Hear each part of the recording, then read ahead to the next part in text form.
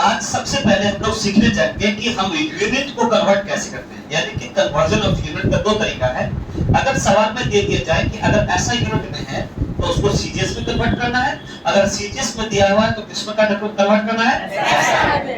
तो हम इसी के ऊपर एक आधार पे सवाल देखेंगे कि जैसे हमारे पास एक सवाल ऑलरेडी बना हुआ था, तो बच्चों लोगों ने कहा कि एक वीडियो कर लेते हैं तो उससे फायदा आप लोगों को होगा। जैसे एक सवाल है कि एसआई यूनिट से सीजीएस में कैसे कन्वर्ट करेंगे। एक छोटा सा रिवीजन देख लेते हैं, ऑलरेडी तो तुम पढ़ चुके हो।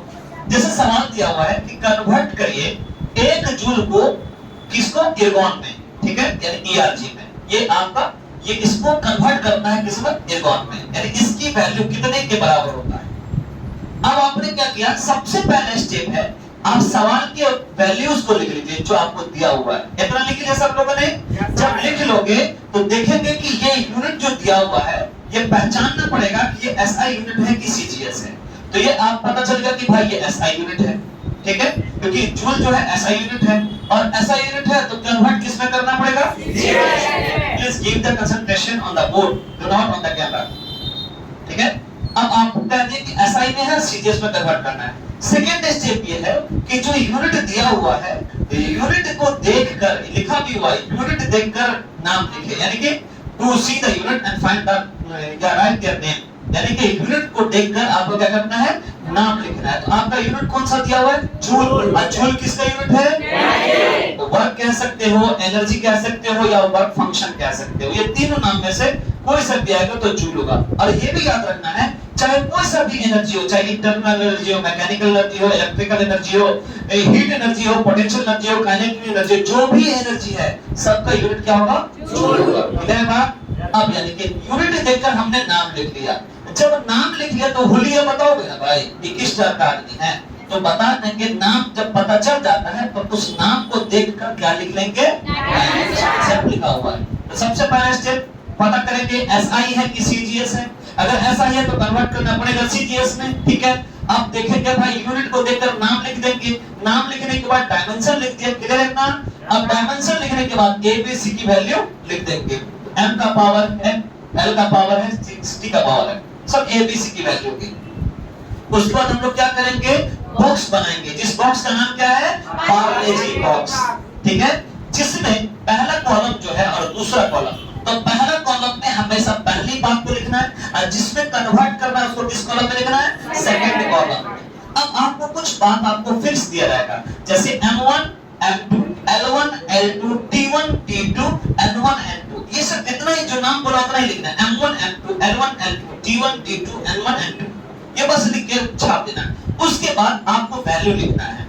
तो हमेशा आपको याद रखना कि इस टाइप के कॉन्सेप्ट में, यानी कि conversion of unit one form into another form में, आपको जो है यानी हमेशा जो है n2 हमेशा मालूम करना, हर सवाल में n2 मालूम करना, सेकंड यूनिट, ठीक है। तो आपको n2 हमेशा मालूम करना पड़ेगा, फाइंड करना पड़ेगा, ठीक है। और हमेशा किसकी वैल्यू दी जाएगी, n1 की वैल्यू। आइए n1 की वैल्यू हमको कैसे मालूम चलेगा, तो हम देखेंगे कि सवाल में इसके साथ यूनिट के साथ कौन सा वैल्यू दे रखा है, तो ये n1 की वैल्यू हो गई, क्लियर। उसके बाद यहाँ पे देखिए टाइम है, टाइम का एसआई यूनिट क्या हो जाएगा, सेकंड का सेकंड लिख दिया। लेंथ का एसआई यूनिट क्या हो जाएगा हमारे पास, मीटर, मीटर लिख दिया। मास का क्या हो जाएगा, क्या आपको इस वैल्यू के अलावा और क्या वैल्यू दे रखा है सवाल में, जब कोई वैल्यू नहीं दे रखा हो, जब कोई वैल्यू नहीं दे रखा हो, आप क्या करेंगे 1 1 1 लिख देंगे तब खामोशी के साथ। अभी इसकी बात नहीं कर रहा मैं, अभी सिर्फ 1 1 1 लिखते। क्यों लिखा 1 1, क्योंकि सर ये जो 1 है ना, ये 1 तो n1 की वैल्यू है, इसके अलावा और सवाल में तो और कोई वैल्यू नहीं दे रखा है। जब कोई वैल्यू नहीं दे रखा हो तो आप क्या करना है, आपको सिंपल फॉर्म में जब कुछ नहीं दे रखा हो तो आप 1 1 1 पुट कर दीजिए।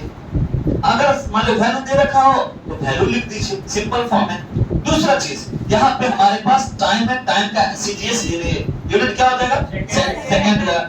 लेंथ का सीजीएस यूनिट क्या हो जाएगा, सेंटीमीटर। और मास का क्या हो जाएगा, ग्राम। इसकी वैल्यू नहीं दे रखा सवाल में, नहीं, जब नहीं दे रखा तो 1 1 1 कर दिए। अच्छा, आपके सवाल में किसको किस में कन्वर्ट करने के लिए कह रहा है, एसआई से सीजीएस। यानी इसका मतलब ये हुआ कि एसआई से सीजीएस का मतलब ये हुआ कि एसआई यूनिट मतलब अगर जो केजी में है उसको ग्राम में लिखना है, जो सेंटीमीटर में है उसको किस में लिखना है, सेंटीमीटर में। तो यानी 1 केजी बराबर 1000 ग्राम, 1 मीटर बराबर 100 सेंटीमीटर। इतना क्लियर हो गया।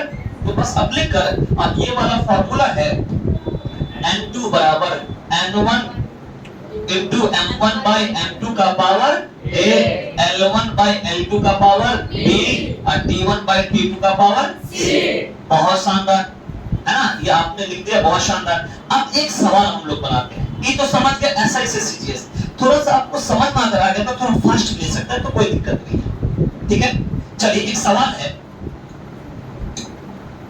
आपके असाइनमेंट में भी होगा सवाल, कि क्या सवाल है, find the density of mercury, सवाल लिखा हुआ है, लिख देते हैं सवाल, द डेंसिटी ऑफ मरकरी। इसको बनाने में हम लोग को सिर्फ 3 से 4 मिनट लगना है, अगर नहीं समझ में आ रहा तो हमसे पूछ लेना।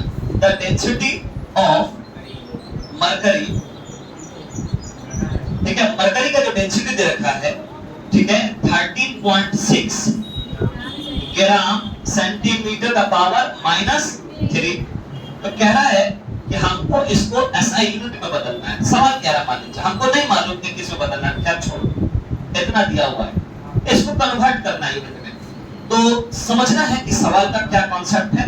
तो सबसे पहला स्टेप जो सवाल को देखकर लिख लेना है, 3.6, ठीक है, 13.6 ग्राम सेंटीमीटर का पावर -3। सबसे पहला स्टेप आपने कर दिया कि जो सवाल में वैल्यू दे रखा है उसको लिख लिया, ठीक है। अब यहाँ पे आपको यूनिट देखकर पहचानना ये है कि ये SI यूनिट है कि CGS। नाम तब साफ लगा, इसका मतलब ये CGS है। अब कन्वर्ट किसमें करना पड़ेगा, SI यानी MKS। चलिए बहुत शानदार, क्योंकि एक बार SI से CGS समझ आप, CGS से SI। दूसरा स्टेप जो है, स्टेप नंबर 2, नाम देखना है, इसी की नाम, तो नाम ऑलरेडी सवाल में दिया ही हुआ है, ठीक है, डेंसिटी। और तीसरा स्टेप जो होता है कि जब नाम पता चल जाता है तो उसका क्या लिखा नाम लोग, डायमेंशन, यानी कि m, इसका डायमेंशन देख लीजिए क्या होता है, ml का पावर -3 होता है। क्यों, कैसे होता है, तो डेंसिटी का फार्मूला होता है, डेंसिटी का फार्मूला होता है mass by volume, mass by volume, ठीक है। तो डेंसिटी को डिनोट करते हैं रो से, मास का डायमेंशन m और वॉल्यूम का डायमेंशन L3, तो इसका डायमेंशन क्या हो गया, m, L3 ऊपर जाएगा तो इसका मतलब कुछ नहीं, अगर इसमें पावर तो कुछ नहीं, तो क्या लिख देंगे, a की वैल्यू क्या हो जाएगा 1, b की वैल्यू क्या हो जाएगा -3। इसके बाद आप क्या बनाएंगे, ऑक्स।